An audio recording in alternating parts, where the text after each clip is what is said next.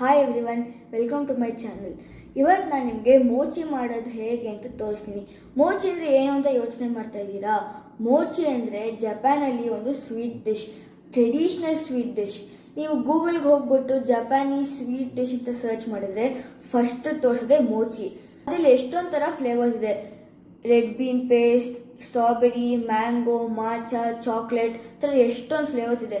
ಅದರಲ್ಲಿ ನನಗೆ ಒಂದು ಫ್ಲೇವರ್ ಯಾವುದು ಇಷ್ಟ ಅಂದರೆ ಕಾಫಿ ಫ್ಲೇವರ್. ಅದು ಸಖತ್ತಾಗಿರುತ್ತೆ. ಅದನ್ನು ಹೇಗೆ ಮಾಡೋದು ಅಂತ ಇವತ್ತು ನಾನು ತೋರಿಸ್ತೀನಿ ನಿಮಗೆ. ನೀವು ಕಲ್ತ್ಕೊಂಡು ನೀವು ಮಾಡಿ, ಓಕೆನಾ? ಬನ್ನಿ ಹೇಗೆ ಮಾಡೋದು ನೋಡೋಣ. ನಾವು let's look at the ingredients. ಇದಕ್ಕೆ ಫಸ್ಟ್ ಬೇಕಾಗಿರೋದು ಗ್ಲುಟೆನಸ್ ರೈಸ್ ಫ್ಲೋರ್. ಇದು ನಿಮಗೆ ಮಾರ್ಕೆಟಲ್ಲಿ ಎಲ್ಲಾದರೂ ಈಸಿಯಾಗಿ ಅವೈಲೇಬಲ್ ಇರುತ್ತೆ. ನೀವು ಆನ್ಲೈನ್ ಅಥವಾ ಆಫ್ಲೈನ್ ತೊಗೊಬೋದು. ನೆಕ್ಸ್ಟು ಸ್ವಲ್ಪ ಕೊಕೋ ಪೌಡರ್ ಬೇಕು. ಇದು ಸ್ವಲ್ಪ ಚಾಕ್ಲೇಟಿ ಮತ್ತು ಮೋಕಾ ಫ್ಲೇವರ್ಗೆ ಯೂಸ್ ಮಾಡ್ತೀವಿ. ಮತ್ತು ಇದು ಒಂದು ಎಕ್ಸ್ಟ್ರಾ ಬೌಲ್ ಇಟ್ಕೊಂಡಿರಿ ಈ ಶೇಪಿಂದು. ಅದು ನೀವು ಮೋಚಿ ಮಾಡಿ ನೀವು ಫಿಲ್ಲಿಂಗ್ ಮಾಡಿ ಮುಚ್ಚಬೇಕಾದ್ರೆ ಇದು ಯೂಸಾಗಿ ಬರುತ್ತೆ.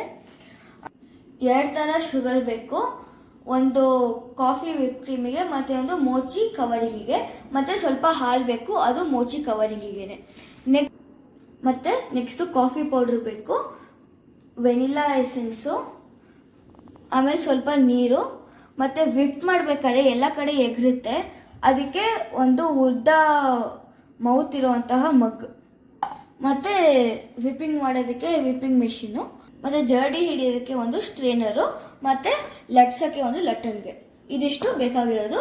ಮತ್ತು 2 ಮಿಕ್ಸಿಂಗ್ ಬೌಲ್ ಬೇಕಾಗುತ್ತೆ. ಮತ್ತು ಪ್ಲಾಸ್ಟಿಕ್ ರ್ಯಾಪ್ ಬೇಕು, ಮೈಕ್ರೋವೇವಲ್ಲಿಟ್ಟು ಮೋಚಿನ ಬೇಕ್ ಮಾಡಬೇಕಾದ್ರೆ. ಫಸ್ಟ್ ಇವಾಗ ಮೋಚಿದು ಕವರಿಂಗ್ ಮಾಡ್ಕೊಳ್ಳೋಣ. ಅದಕ್ಕೆ 1/2 ಕಪ್ ಗ್ಲುಟೆನಸ್ ರೈಸ್ ಫ್ಲೋರ್ ಬೇಕು. ಅದು ಹಾಕೊಂಡಾದ್ಮೇಲೆ ಸ್ವಲ್ಪ ಕಕಾವ್ ಪೌಡರ್, ಕೋಕೋ ಪೌಡರ್ ಹಾಕಿದ್ಮೇಲೆ ಕಾಫಿ ಪೌಡರ್ ಹಾಕೊಬೇಕು. ನಾನು ಇಲ್ಲಿ 2 ಪ್ಯಾಕೆಟ್ ಯೂಸ್ ಮಾಡ್ತಾ ಇದ್ದೀನಿ. ನಿಮ್ಗೆ ಎಷ್ಟು ಸ್ಟ್ರಾಂಗ್ ಬೇಕೋ ಅಷ್ಟು ಯೂಸ್ ಮಾಡ್ಕೊಬೋದು. ಇವಾಗ ಹಾಲು,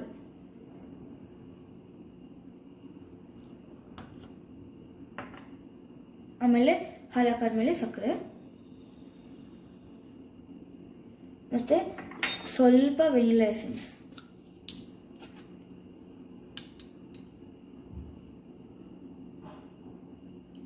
ಇಷ್ಟು.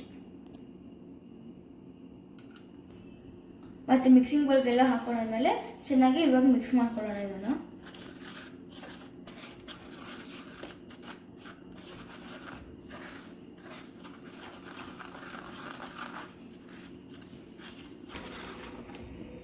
Make sure they know lumps in the batter, ಅಂದರೆ ನಿಮ್ಮದು ಮೋಚಿ ಕವರಿಂಗ್ ಚೆನ್ನಾಗಿ ಬರೋಲ್ಲ. ನೀಟಾಗಿ ಮಿಕ್ಸ್ ಮಾಡ್ಕೊಂಡು ಆದಮೇಲೆ ಇದನ್ನು ಒಂದು ಸೀವ್ ಮುಖಾಂತರ ನಿಮ್ಮ ದೊಡ್ಡ ಮಿಕ್ಸಿಂಗ್ ಬೌಲಿಗೆ ಸ್ಟ್ರೈನ್ ಮಾಡ್ಕೋಬೇಕು.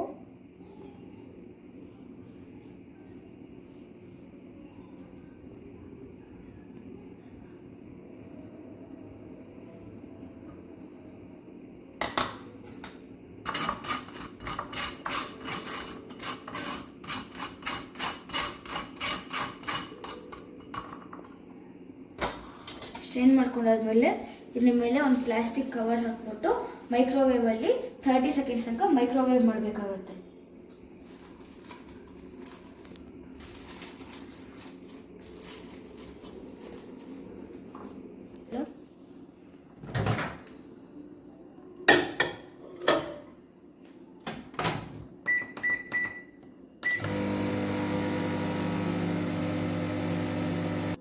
ಎವ್ರಿ 30 ಸೆಕೆಂಡ್ಸ್ ಒಂದು ತೆಗೆದು ನೋಡಿ.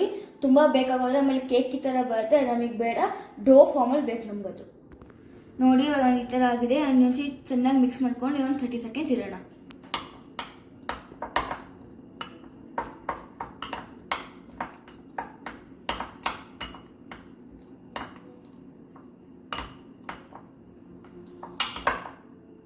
ಚೆನ್ನಾಗಿ ಮಿಕ್ಸ್ ಆಗಿದೆ.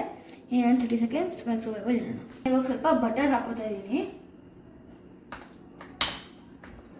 ನನ್ನ ಕ್ವಾಂಟಿಟಿಗೆ ಮತ್ತು ನನ್ನ ಮೈಕ್ರೋವೇವ್ ಕೆಪಾಸಿಟಿಗೆ ನನಗೆ ಟೋಟಲಾಗಿ 40 ಸೆಕೆಂಡ್ಸ್ ಬೇಕಾಯಿತು. ನಿಮ್ಮ ಮೈಕ್ರೋವೇವ್ ಮತ್ತು ನಿಮ್ಮ ಕ್ವಾಂಟಿಟಿ ನೋಡಿಕೊಂಡು ನಿಮ್ಗೆ ಎಷ್ಟು ಸೆಕೆಂಡ್ಸ್ ಬೇಕೋ ಅಷ್ಟು ಸೆಕೆಂಡ್ಸ್ ಇಟ್ಕೊಳ್ಳಿ. ಮತ್ತು ಕನ್ಸಿಸ್ಟೆನ್ಸಿ ಈ ಥರ ಬರಬೇಕು. ಇದನ್ನು ಇಟ್ಕೊಳ್ಳಿ, ನೋಟಲ್ಲಿ ಇಟ್ಕೊಳ್ಳಿ. ಡೋ ಈ ಥರ ಬಂದಮೇಲೆ ವರ್ಕಿಂಗ್ ಪ್ಲ್ಯಾಟ್ಫಾರ್ಮ್ಗೆ ಟ್ರಾನ್ಸ್ಫರ್ ಮಾಡ್ಕೊಳ್ಳಿ. ಇವಾಗ ನಾವು ಪ್ಲ್ಯಾಟ್ಫಾರ್ಮ್ ಮೇಲೆ ಹಾಕೊಂಡಾದ್ಮೇಲೆ ಅದಕ್ಕೆ ಕಾಫಿ ವಿಪ್ಪಿಂಗ್ ಕ್ರೀಮ್ ಬೇಕಲ್ಲ, ಅದನ್ನು ಮಾಡೋದು ಹೇಗೆ ಅಂತ ನೋಡೋಣ. ನಾವು ವಿಪ್ಪಿಂಗ್ ಕ್ರೀಮ್ ಮಾಡೋ ಅಷ್ಟರಲ್ಲಿ ಡೋ ತಣ್ಣಗಾಗಿರಬೇಕು, ಅದನ್ನು ಗಮನದಲ್ಲಿ ಇಟ್ಕೊಳ್ಳಿ. ನಾನಿವಾಗ ನನ್ನ ಮಗ್ಗಿಗೆ 4 ಪ್ಯಾಕೆಟ್ಸ್ ಕಾಫಿ ಪೌಡ್ರ್ ಹಾಕ್ಕೊಂಡಿದ್ದೀನಿ. ಈ ಕಾಫಿ ಪೌಡ್ರಿಗೆ ಇವಾಗ ಸ್ವಲ್ಪ ಕೋಕೋ ಪೌಡ್ರ್ ಹಾಕೋಣ. ಕೋಕೋ ಪೌಡ್ರ್ ಹಾಕಿದ್ಮೇಲೆ ಇವಾಗ ಇದಕ್ಕೆ ಶುಗರ್ ಹಾಕಾದ್ಮೇಲೆ ಸ್ವಲ್ಪ ವಾಟರ್ ಹಾಕಿ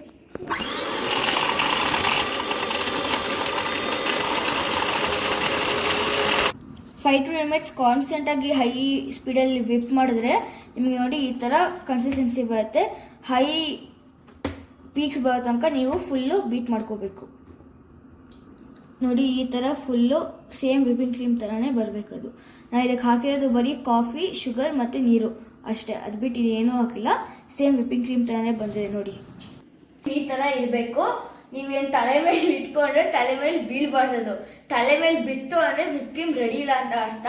ತಲೆ ಮೇಲೆ ಬೀಳಿಲ್ಲ ಅಂದರೆ ರೆಡಿ ಇದೆ ಅಂತ. ನೋಡಿ ಅವಾಗಿಂದ ಇಟ್ಕೊಂಡಿದ್ದೀನಿ, ಇನ್ನೂ ತಲೆ ಮೇಲೆ ಬಿದ್ದಿಲ್ಲ, ಎಷ್ಟು ಸ್ಟಿಫ್ ಆಗಿದೆ. ಈ ಥರ ಇರಬೇಕು. ಈ ಕನ್ಸಿಸ್ಟೆನ್ಸಿ ಬರೋ ತನಕ ನೀವು ಚೆನ್ನಾಗಿ ಹೈ ಸ್ಪೀಡಲ್ಲಿ ವಿಪ್ ಮಾಡಬೇಕು. ಓಕೆನಾ? ಇವಾಗ ಫಿಲ್ಲಿಂಗ್ ಹೇಗೆ ಮಾಡೋದು ಅಂತ ನೋಡ್ಕೊಳ್ಳೋಣ ಬನ್ನಿ. ನಂದು ಇವಾಗ ಕಾಫಿ ಕ್ರೀಮು ವಿಪ್ ಆಗಿದೆ ಮತ್ತು ನಂದು ಡೋನು ಕೋಲ್ಡ್ ಆಗಿದೆ. ಇವಾಗ ತಣ್ಣಗಾಗಿದೆ. ಇವಾಗ ಏನೋ ಫಿಲ್ಲಿಂಗು ಮತ್ತು ಫಿಲ್ಲಿಂಗ್ ಮಾಡೋದು ಹೇಗೆ ಅಂತ ನೋಡೋಣ ಬನ್ನಿ.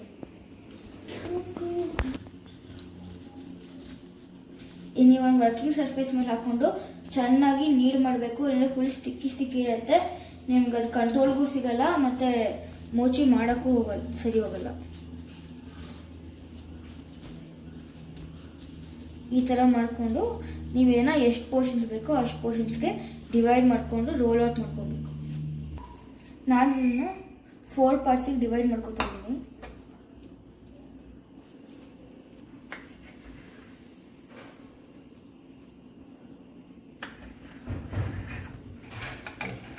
ಇವಾಗ ಇದ್ರದ್ದು ಶೇಪಿಂಗ್ ನೋಡೋಣ.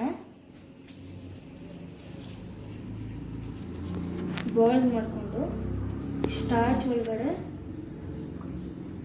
ಕಾರ್ನ್ಫ್ಲವರ್ ಒಳಗಡೆ ಡಿಪ್ ಮಾಡಿಕೊಂಡು ಲಟ್ಟಿಸ್ಕೋಬೇಕು.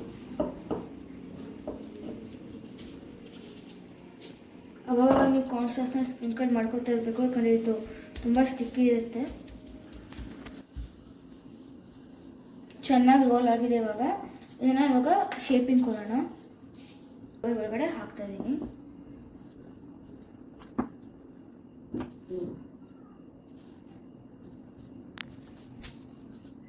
ಹಿಂಗಾಗಿದೆ. ಹಿಂದೆಗಡೆ ನೋಡೋಕೆ ಈ ಥರನೇ ಇರುತ್ತೆ. ಶೇಪಿಂಗ್ ಆದಮೇಲೆ ಮುಂದೆ ನೋಡೋಕೆ ಚೆನ್ನಾಗಿರುತ್ತೆ.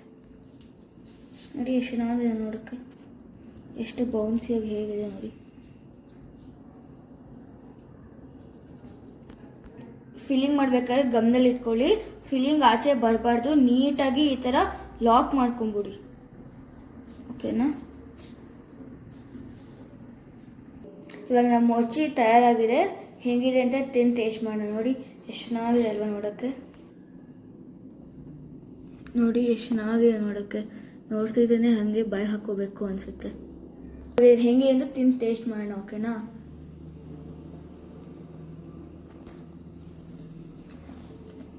ಸಕ್ಕತ್ತಾಗಿದೆ. Full coffee flavour, cocoa powder ಹಾಕಿದ್ರೆ ಮೋಕಾ ಫ್ಲೇವರು ಎಲ್ಲ ಸಕ್ಕತ್ತಾಗಿದೆ. ನೋಡಿ ಒಳಗಡೆ ಫಿಲ್ಲಿಂಗ್ ನೋಡಿ ಎಷ್ಟು ಚೆನ್ನಾಗಿದೆ, ಫುಲ್ ಜ್ಯೂಸಿಯಾಗಿ. Okay guys, thank you for watching my video. ನಾನು ಇವಾಗ ನಿಮಗೆ ನೆಕ್ಸ್ಟ್ ವೀಕ್ ಸಿಗ್ತೀನಿ. ಬಾಯ್.